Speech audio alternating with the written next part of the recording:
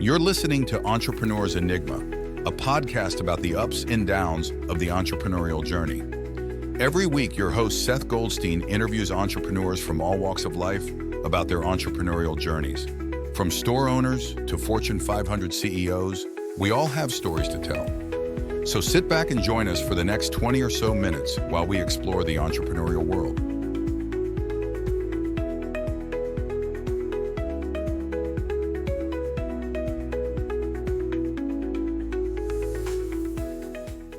Hey everyone, welcome to another edition of the Entrepreneur's Enigma podcast. I am, as always, your host, Seth. Today I have a good buddy of mine, Michael Bertoni of SaaS Talent. He is the most dynamic recruiter, tech advisor. He's just dynamic. He's a fun guy, very outgoing, very charismatic. He's been doing this for a while. He helps scale in a really good way. I'm going to pull Michael Bertoni for those who are watching the video.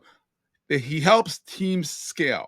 Right. Mike's known for his hand movements. So I always tease him about it because he talks with his hands. He's sitting on his hands right now. A lot of hands, a lot of hand movements, a lot of gestures, a lot of Italian gestures. Absolutely. Absolutely. Dynamic. So Mike is the CEO. He's a visionary leader committed to driving transformative growth in the SaaS and Tech sectors. His secret sauce, a unique blend of deep domain expertise, proprietary methodologies, precise targeting abilities. I can't talk today, all aiming to achieve exponential growth for his clients. We met back, like 8-9 years ago. I had the PhillyTech.org podcast network. He started the PhillyTech.co, the predecessor to SaaS Talent. Right. And we're like, we gotta meet each other so we don't step on each other's toes. Turns out they were completely different. Became a good friend of mine. I mean, he's a wonderful dude and so much energy. Thanks, Seth. So yeah, I'm a fan. What can I say? I'm a fan of Michael Bertoni's. So Mike, how's it going, buddy? It's going great, man. It is going great. It's great to be here. Yeah. So when we met, I had no idea. I had no idea. Everybody on the phone here, everybody on this podcast, I'm saying on the phone. So you have no idea. So what Seth and I, we were solopreneurs 9-10 years ago. Yeah. We had no idea. We had no idea what we were doing. We still probably don't really know what we're doing. We're still flying. We're still building the plane while it's flying, but we're a little bit more knowledgeable. We have more of the plane built. So we're not falling now. Exactly. Over time, Mike's grown his recruiting and tech entrepreneur business. You do a lot of nearshore, offshore recruiting for companies. So if you need someone in Latin America to help offset your team and help build out your team more, I love it because you're not dealing with time zones. Like you're literally not. If anything, you're dealing with like one time zone over. Isn't Colombia one time zone over from us? I think it is. It's same time. But that's better than Central. Yeah, it's better than what? Like a weird time zone, like the Philippines. Well, the Philippines is 12 difference. So that's not that bad. But like sometimes when you deal with India, it's a little bit harder because they're sleeping when you're awake. And it's like, So nearshore makes more sense. Mike's the king of nearshore recruiting. He helps everyone do that stuff. So Mike, how did you get into the recruiting space in the first place, or even in the tech space? Have you always been a techie? Yeah. So I first off always worked with SaaS and tech companies. So first off, Seth, thanks for having me on your show. I really appreciate it. So my ICP, which again is your ideal client profile for everybody listening, you need to figure that out, is an early and growth stage SaaS and tech company. Anybody from seed stage, pre-seed, A round, B round, C round, SaaS and tech companies. So I always had an affinity for working with these companies. So I started working with these companies in 1999 when it was just more tech companies. But before the bubble burst. Exactly. But in 2006, I focused my whole life on working with startups and tech startups. And then when I started my company almost 10 years ago, I was doing a lot of things. I was doing recruiting, I was doing lead generation, and I was doing software development. I was doing too much. So a few years ago, I really focused in on the recruiting aspects of the business and getting people great talent in either the United States or in Latin America. So you even niched down the recruiting to, an area. Like, he didn't say, I can get you anywhere in the world. You're like, US, Latin America, which is, I think, is a great idea to do because, like I said, one time zone over versus 12. It's really smart. Yeah. No, that was the focus. I mean, recruiting has always come pretty easy to me and my team. So Yeah. I love hunting. I love lead generation. I've created this process for clients that I call hyper targeting, where we work with our client, we find new talent that moves the needle, either in the United States or in Latin America. So right now, what's working in the US is higher level people. So fractional people that are just hard to find. Like, I'm having a lot of trouble finding this leader of sales, leader of marketing, leader of customer success, like these areas. Yeah. And then what's really working in Latin America right now is part-time talent in AI, engineering, also an executive assistant. So we have an executive assistant service that we rolled out. And I've done about 10 of these in the last 6-7 months. It's been really, really big, where, again, my ICP is a startup. Startups need help. Yeah. Everybody needs to be thinking about an executive assistant, and we provide. We're going to take a quick break, hear from our sponsors, and get right back to the show. Love it, man. Love it. And so, have you always wanted to be an entrepreneur, or did you kind of trip and fall into being an entrepreneur? Or did you catch a football? Because you are a football player from William and Mary. Won't hold that against you. Right. Because I'm a Delaware grad, so I won't hold that against you. But you're a linebacker, weren't you? Well, I got recruited by Tubby Raymond. So I got offered a full ride from Delaware and William and Mary. I chose William and Mary. Sorry, Seth. It's okay. I'll forgive you. Yeah. So I kind of stumbled into entrepreneurship. It was really weird for everybody, again, listening. Yeah. This day and age right now, I think entrepreneurship is in your face, right? A side hustle is in your face. Yeah. When I started my career back in 1999, it was get a job, right? And so I got a job. I got involved in tech. I started getting involved in sales.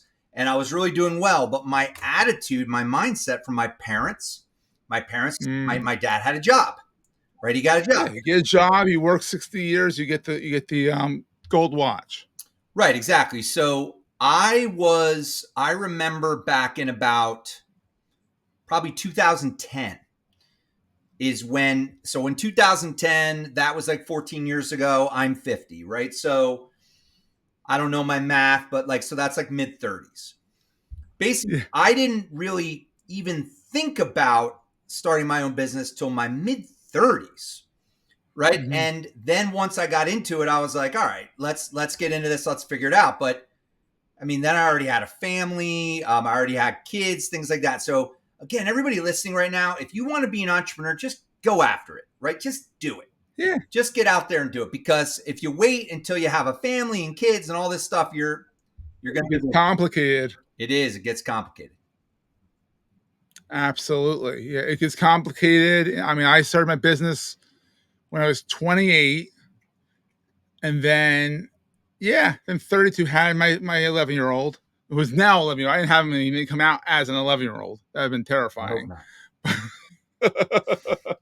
But I had my son, and the rest is history. But being an entrepreneur and being a family man, and being a family person, all that stuff is tough because you got to balance the family life with the work ethic and all that. So I always tell people, if you can start being an entrepreneur, do it when you're young. Honestly, live in your parents' basement while you get something started. Sure. You do it when you're young. If you don't, you can do it later. It's nothing wrong with doing it later. It's just more complicated. And all that stuff. So being an entrepreneur, what's the best thing about being an entrepreneur in your mind? The freedom. So you have a lot of freedom as an entrepreneur and creating your own thing, right? So I'm super into manifesting my destiny, and we're all extremely powerful people. So even Seth is. So we're all, even me. We're extremely powerful people, everybody has the ability to create something. It's amazing, right? Create your own thing. You come up with a plan, you come up with a pitch deck, you come up with a business plan. Don't go crazy trying to write like a 10, 20 page business plan. Go out online and find a 1-3 page business plan, right? Just write your ideas down, get it out there, because the best part is creating. The best part, and if you're going to ask me next, what's the hardest thing? So if that's the next question, I could tell you what keeps you up at night. Exactly. So the other thing that's really great is I'm the rainmaker, right? So you gotta, one of the things if you're a business owner that you have to be thinking about is what's my profile? Am I the rainmaker or am I the operations person? Right? That's high level, right? Two things. You either making the sales or you're doing the work, right? Yes. One or the other. You're better at one or the other. So I love making the sales, love seeing the vision of the thing, right? Having the freedom. Endorphins, yeah. Having the freedom. All those things are the best things. Love it. And what keeps you up at night? What, with it, besides worrying about your kids and family and all that stuff, what business-wise, what keeps you up at night? Again, everybody listening to this right now, most people that start businesses, they're rainmaker type people, right? Maybe they're solopreneur type people, but you got to figure out how to operate if you're going to scale. If you want to be a solopreneur your whole life, you can make good money being a solopreneur. You can make great money. You could, depending on what skill set you have, you can make like $75, $100, $150 an hour, maybe more for long-term projects, right? You can make good money. That's the thing that's great about the United States, right? You could put out a shingle. You could be a consultant. You could be a contractor. You could do that work.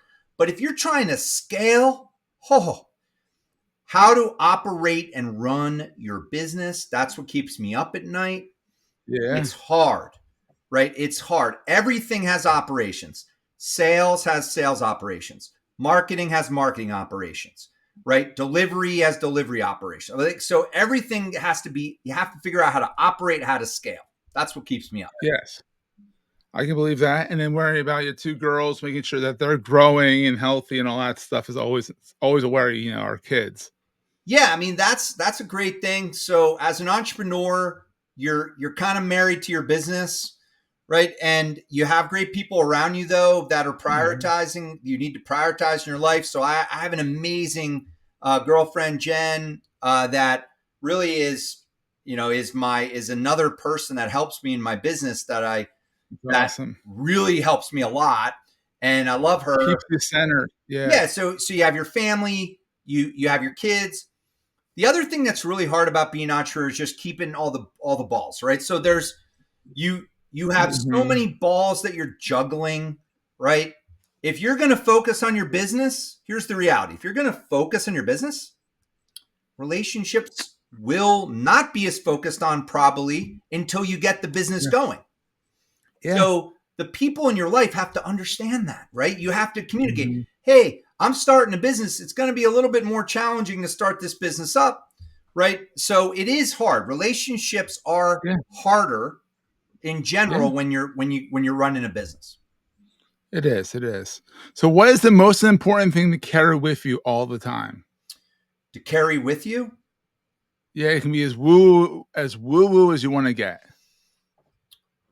Wow. That is a deep question, Seth. The most important thing to carry with you. Right. So, gosh, for me, I stumped Mike. Holy macaroni. For me, the most important thing to carry around with me personally is probably that passion. Yeah. Right. I heard a quote yesterday. I actually re-listened to Steve Jobs when he did a talk to Stanford. You get up and you look in the mirror every morning and you say, do I really like what I'm doing right now?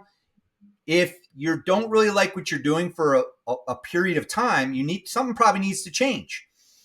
Absolutely. So having that passion, but then being honest, right? Just being honest with yourself in terms of what you're doing in life, right? Why am I, like what I've learned when I turned 50 is, what am I doing? Like, what am I doing? Why am I doing this?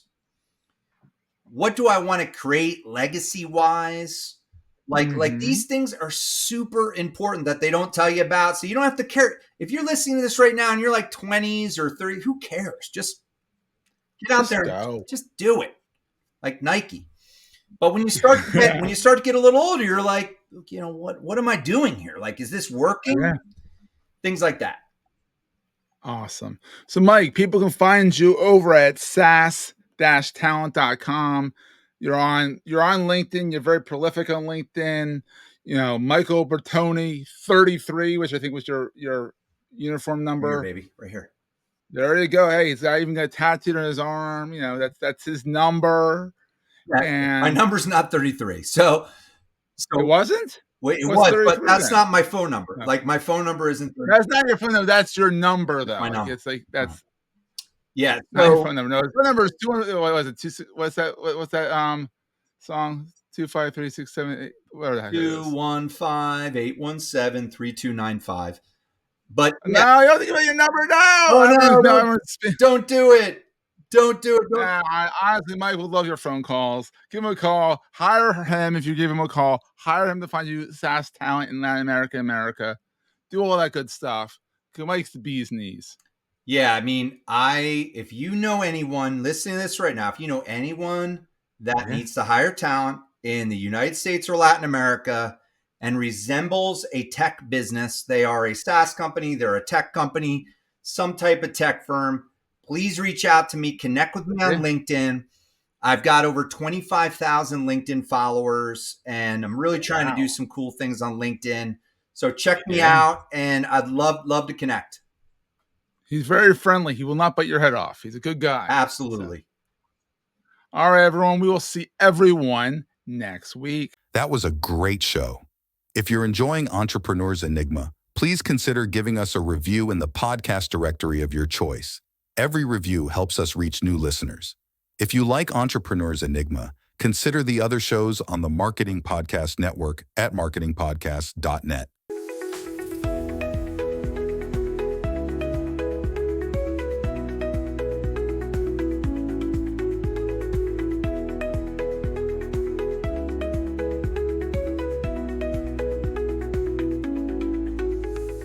Goldstein Media hopes you have enjoyed this episode.